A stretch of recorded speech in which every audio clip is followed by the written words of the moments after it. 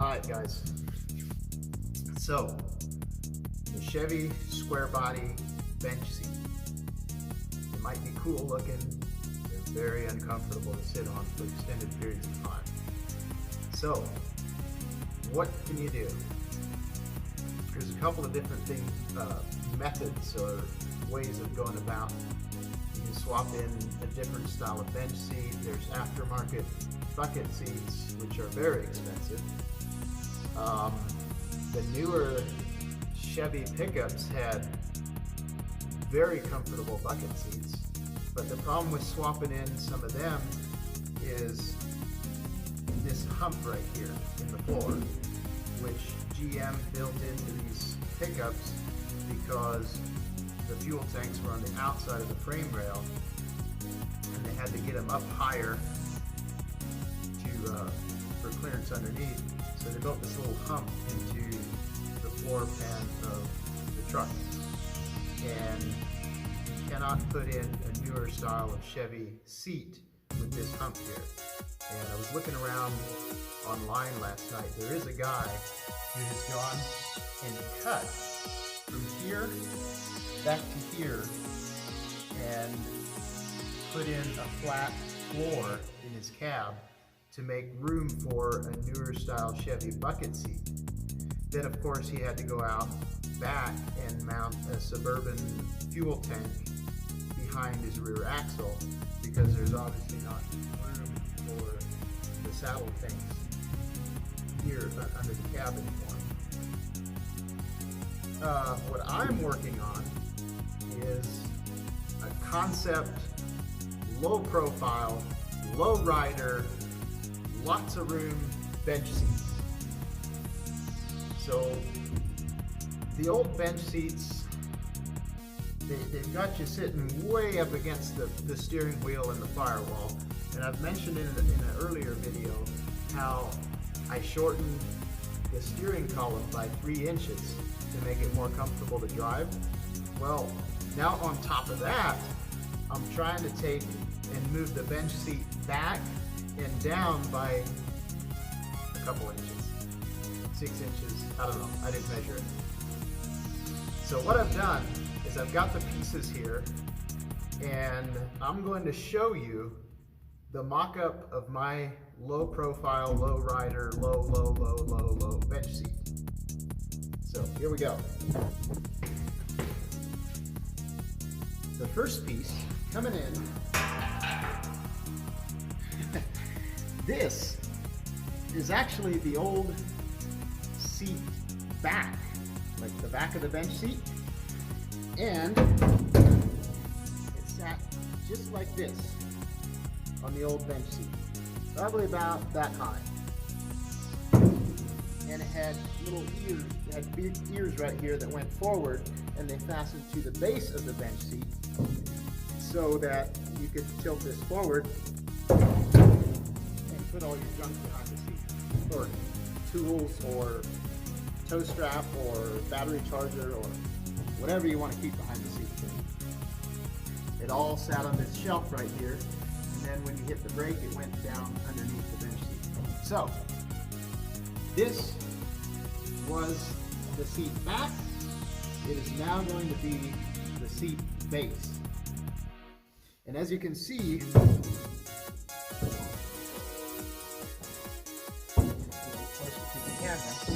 as you can see, this ear right here is the old foot off the bench seat slider.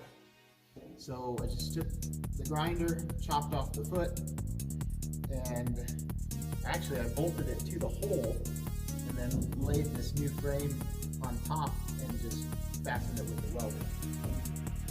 This ear on the back is going to sit, the bolt's going to go through the same hole as the seat belt bolt. So, and that is actually the rear foot off the bench seat slider. And again, chop it off. I had to bend it about 45 degrees to make a 90-degree bend right there. And then I just chopped it off at a 45-degree angle, welded it to my new seat base. It's going to work pretty good. So get this in place.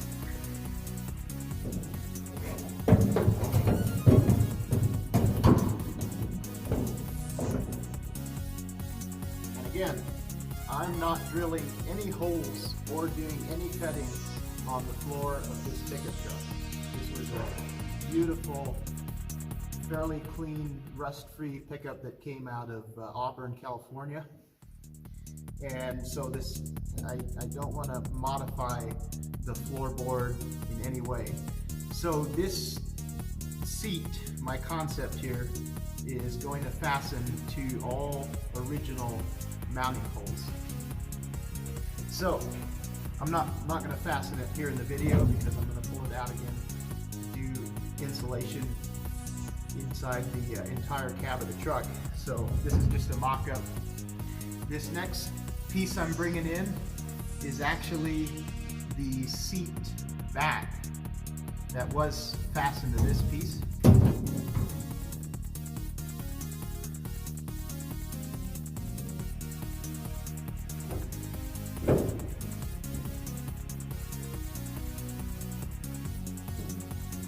This was the seat back, and it was fastened just like so.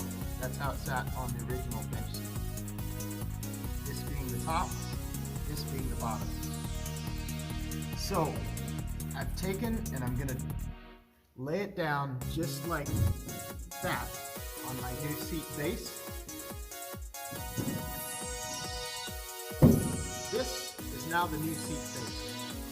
And as you can see, it's a little bit higher in the front than it is in the back, and I engineered it that way because you're trying to get more the seat tilted up a little bit. It makes it more comfortable, I think. So this is not the final product. When I get all done with this, I'm going to take it to an upholstery shop, and I'm going to have them build a brand new foam piece to go on top of my base, and it's going to have little bolsters in it, and same with the back cushion. I'm going to have them build little bolsters into it and do it up real nice in some probably black leather or black vinyl of some kind with white stitching. Now I have these wood pieces here for spacers on my rear seat cushion.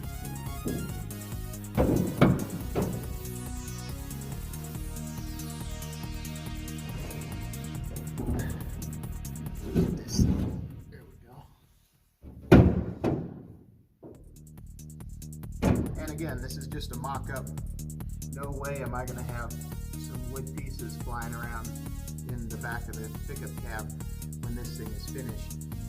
The only reason I'm using these is because my seat cushion isn't quite thick enough when I lay it in here to come out about so far on the seat base.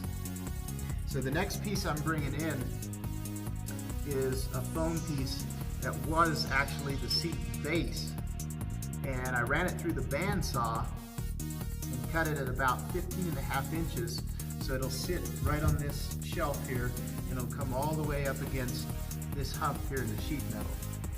So here comes the next piece. Ooh. Careful there. As you can see, right here is where I sawed it off with the bandsaw. Make kind of a nice flat shape where it'll sit in here real nice. And this used to be the seat base, and these holes right here is where the seat belt buckles came through. So we'll sit this right here like so, and there.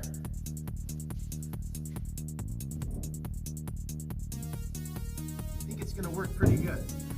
The entire goal here is to get this seat down and hopefully further back to leave, because I got big long legs, leave me plenty of leg space up against the firewall. So I'm going to sit in this thing, and you'll be able to see kind of how the seat's going to fit and how I'm going to fit into the seat.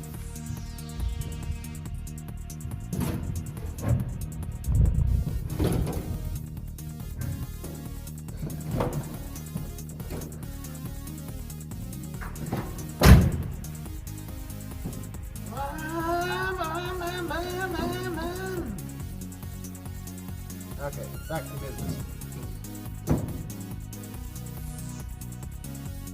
So as you can see, basically the top of my shoulders is going to be almost against that hump in the sheet metal. My head's going to be almost resting against the glass, but it feels comfortable. It sits nice and low. It feels exactly the way a seat should feel as far as position wise. So I could easily reach the gas pedal and the brake pedal. This pickup has the floor mounted dimmer switch, and I'm able to reach that as well, no problem. But at the same time, there's plenty of room for my feet up by the firewall. The one downside to this seat is you get someone short in here trying to drive it, they won't be able to slide the seat forward so that they can reach the pedals.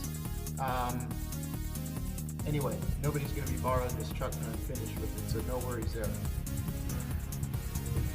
Seeing as I'll probably be the only person driving this truck, I don't really consider that a downside, because I never move in my Toyota pickup. I never move the seat around. I put it in one spot and I leave it there until it comes time to clean the truck. That's the only time I move it. So, yeah, this has got me excited. I can't wait to take this thing down to the upholstery shop, have them build me a new foam piece for the base, a new foam piece for the back, and then I think what I'll do is, seeing as there's no frame or anything for this seat back, I believe I'll just do some self-adhesive Velcro, and I will fasten this cushion in with Velcro. That way it can be removed for cleaning and that kind of thing. Yeah, I think that's what I'll do.